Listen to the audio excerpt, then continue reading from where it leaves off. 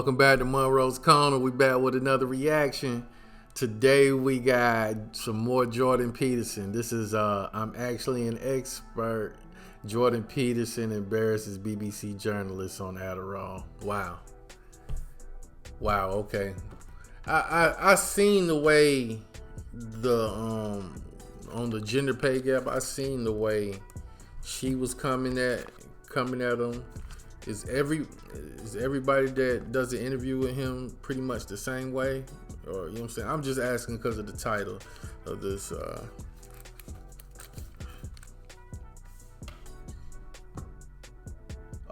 New channel goal, 10,000 likes, you know what I'm saying? 10,000 subs, you know what I'm saying? We almost there, y'all. I can taste it. So make sure you like and subscribe and turn the notifications on. Without further ado, let's get into it. And let's keep the debates, let's keep a healthy debate in the comments, all right? Be respectful.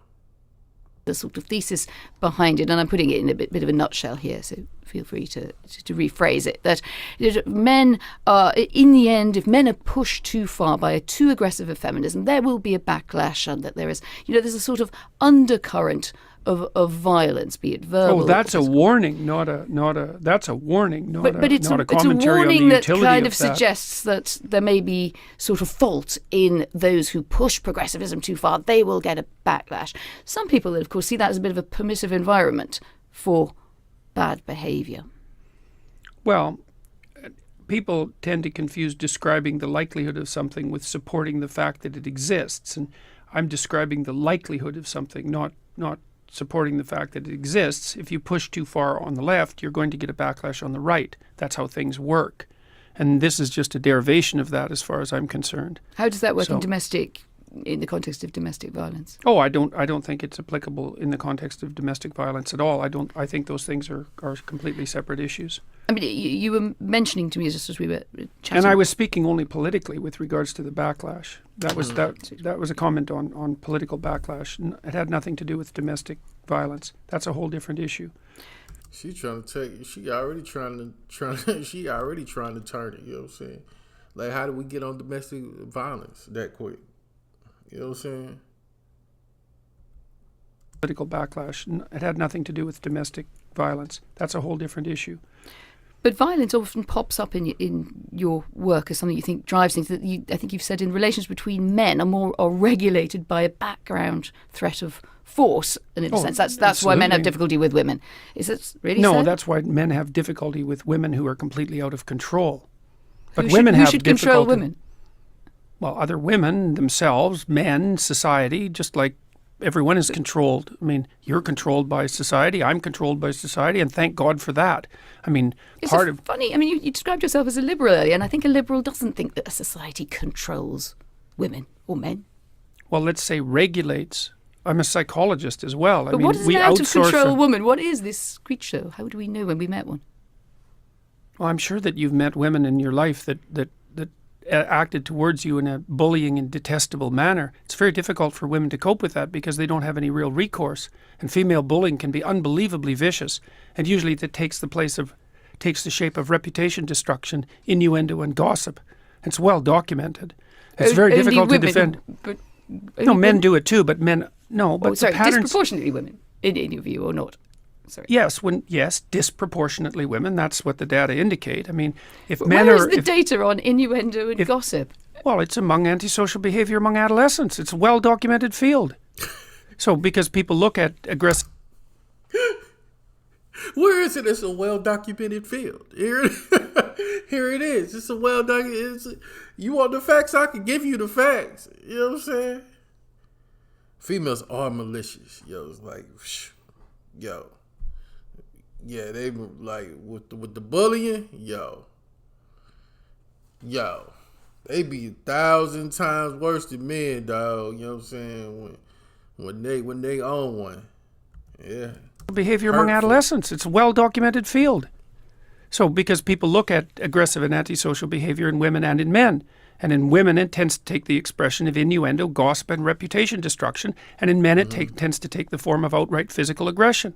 Yeah. There's a whole literature on that. It's not a surprise to anyone. This has been known for 30 years. I mean, the rates of antisocial... I think the idea of the female gossip probably predates 30 years. Well, it does. By a long time, but that doesn't doesn't make it gospel, but really. people... That's the only thing she had to object to out of what he just said. It's 30 years. Well, it does. By a long time, but that doesn't doesn't make it gospel, but really, people does it? No, it doesn't. But people have looked at how women express... Look, women have to express aggression somehow unless you're willing to say that they're not aggressive. They tend not to do it physically, not to the degree men do, so they use other channels. And what other channels are there other than physical aggression if you're going to be aggressive? Well, you go after people verbally. You go after them with innuendo and gossip and reputation destruction. And that's how it works. And just to be clear, that you think that's predominantly a female modus operandi? It isn't that I think that. Well, I'm it's that asking the you. clinical literature indicates that. It isn't that I think it. Well, I'm not interviewing the clinical literature. I'm interviewing you. What do you think? Well, I'm a psychologist. You're interviewing him, but he's giving you the facts.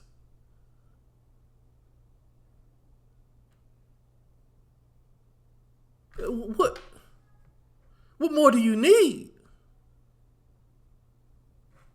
She's frustrating. She working my nerves. We ain't even 4 minutes in yet. She is, oh my, how does he do it? He just keeps his composure. He's so poised. I respect his poisoness. Cause man, Psychologist and a scientist, You and can I tend to base my opinions on what I've read in the broad, relevant clinical literature. I'm not making this stuff up. Yeah. I studied antisocial behavior for like 15 years. I'm actually quite an expert on it. And so I'm actually quite an expert on it. Henceforth, there we go. There goes the title. social behavior for like 15 years. I'm actually quite an expert on it. And so we know that men are more likely to look at it this way. All right. Women are much more likely to try to commit suicide. And men are much more likely to kill themselves. And the reason for that is that men use lethal force and women don't. Now that's a big difference. Okay, so then you say, well, women manifest aggression towards themselves and to others, but they don't use lethal force. They don't use physical force the same way men do. So they have to do it some other way. Why do what they are the have other to ways? do something some other way? That, you Because can take people your are Hobbesian aggressive. war against, so you're basically a Hobbesian. Life is No, I'm war of half all and against half, all. half and half. Half Hobbes, half Rousseau. That's why I'm not an ideologue. Because I don't think that people are good or evil. I think they're both. I don't think that culture is security or tyranny. I think it's both. And I don't think that nature is benevolence or catastrophe. I think it's both. And that's why I'm not an ideologue. And I mean... And where do you stand on the Me Too campaign? Good thing? I think that it risks damaging the presumption of innocence. I mean, there's plenty Is there more to it than that? Oh, sure. Women face the arbitrary admixture. Women innocence. Think? I think that it risks damaging the presumption of innocence. Yeah, I agree. It does risk damaging the presumption of innocence because, you know what I'm saying, you have people like Amber Heard out there, you know what I'm saying, who is now on trial. You know what I'm saying, was a big part in the Me Too movement. And now everything is coming to light that she lied. That damages the Me Too, you know what I'm saying? That damages the Me Too movement, you know what I'm saying? That was a great point. But you have your Amber Heards, and you know what I'm saying, in these movements that ruins the reputation of it. You know what I'm saying? Now it's like, now we looking at motherfuckers like, okay, did they really do that? It hurts the credibility of it.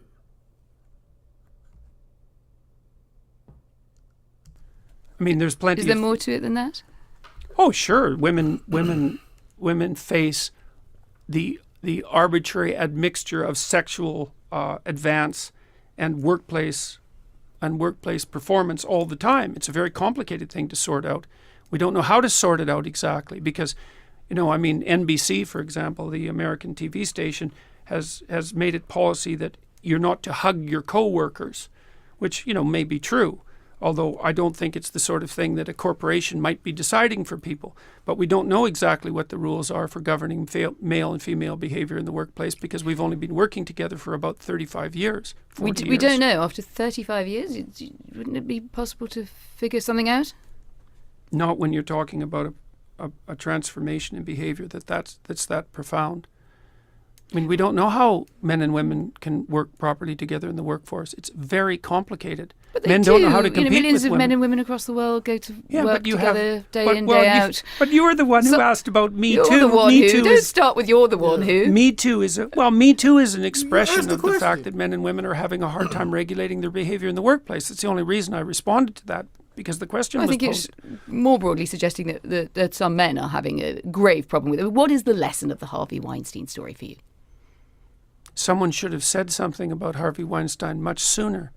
But we could start somewhere else. We could start with Harvey Weinstein was wrong to do what he did before we get other people should have spoken out. It's just that's a secondary order issue. Fair enough. I thought that went without saying. There are going to be psychopathic predators. They're going to exist. I mean, that truly goes without saying.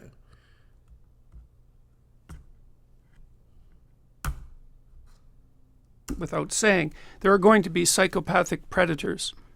They're going to exist. And what has to happen is that people have to stop them because they won't stop themselves. And so I thought that was sort of implicit in the statement. Obviously, he shouldn't have done what he did. But you don't think that the culture in which he was operating, that there was particularly in his in world, Hollywood? in his world and in many other worlds, that there was a culture of, this guy's a powerful guy. He's the great silverback gorilla here. Let him get on with it. Oh, I think that culture was everywhere in Hollywood, which is why I think Not it's just in actually Hollywood? quite... Well, Hollywood particularly. I mean, the casting couch idea has been around for a very long period of time. Mm-hmm. And I think that the Hollywood types who are all upset about this should look to their own devices with regards to the role they've played in fostering the culture that managed that. So, it sounds like the well, Hollywood itself, or the women, or who? No, Who's the entire culture. We were talking about culture. Yes. So, I mean, it's certainly that the Hollywood... What's the sensible thing for women to do about Me Too, to your mind, and what's the less sensible thing? That's a hard question. It isn't obvious to me exactly what men and women have to do in the workplace to make that kind of sexual predation much less likely, with also subjecting themselves to restrictions on the sexual aspect of their existence that would be unbearable. It's very difficult. What would be unbearable about that? How about everybody wears the same uniform to work? That's what the Maoists... Well, look, if you want to eliminate the differences between men and women sexually at the workplace, you have to constrain the sexual differences. I mean, men wear suits to work. Well, we don't have to eliminate the sexual differences for people to work together with respect. You have to eliminate them to some degree. Why? I'm genuinely because you're trying puzzled. The question here is, to what degree should sexually related behavior be impermissible at the workplace? Well, it depends on how you define it. Should you be able to dress attractively? And if you can dress attractively, what do you mean by attractively exactly? Like precisely. I got into trouble. I mean, I hope I'm dressed nicely today. You look very well dressed to me, right? You're a man, I'm a woman. We're both nicely dressed. Now we're getting on with the interview. What's the problem or perspective? Well, the problem is the boundaries of what constitutes nicely dressed. Because because part of what constitutes attractiveness, part of what constitutes nicely dressed is sexual attractiveness. Because you can't separate out human attractiveness, sexual attractiveness, from human attractiveness. And so then the question is exactly where are the boundaries?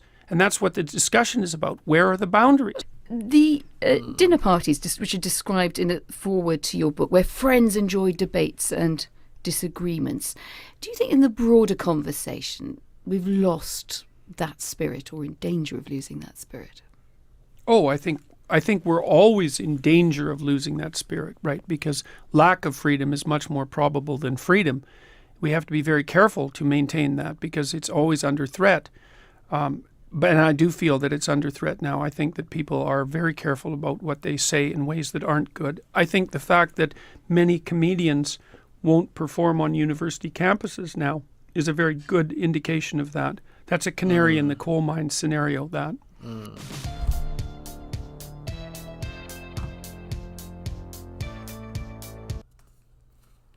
Yeah, she was pretty much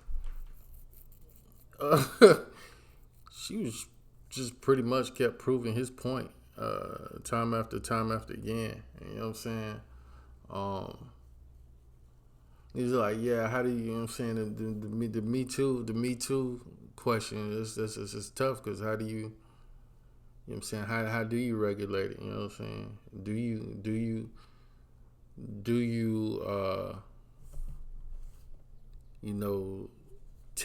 take more control and have everybody at work be in uniform to prevent from the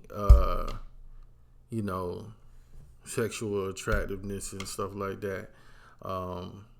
But then that's like, it's on the same token, that's like, you know what I'm saying, kind of taking away people's, you know what I'm saying, freedom, you know what I mean? Like, dictate, you know what I'm saying? You don't want your workplace just become this big dictatorship and shit like that, man. And, it's tough, man. That Me Too situation, that's tough. But yeah, she just kept proving his point. Then she wasn't a real good interviewer.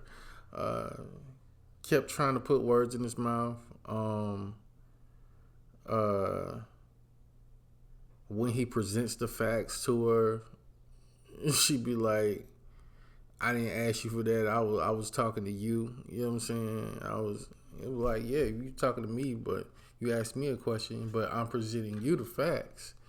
And you know what I'm saying? You don't have nothing to rebuttal that. So you just say some stupid shit to me. Like, she wasn't even making sense sometimes. What did she even have notes for? You know what I'm saying? She had no comebacks. Wow. Wow. I know she embarrassed of that. Like, why do they think why do people think they gonna just keep coming up trying to own him? Is that what the deal is? Is this what the bulk of his interviews are? People trying to own him? People trying to get the best of him? Because from what I can see, 2 videos in, he knows his shit. And he's not going to let anything come out his mouth that is not a fact. You know what I'm saying? He's talking about stuff that is well documented.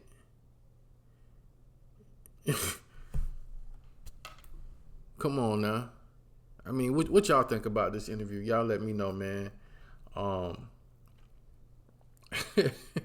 Yo, that wasn't it for her. she thought she didn't know she didn't know what she was getting into. She should have, because evidently, you know what I'm saying, she done studied him.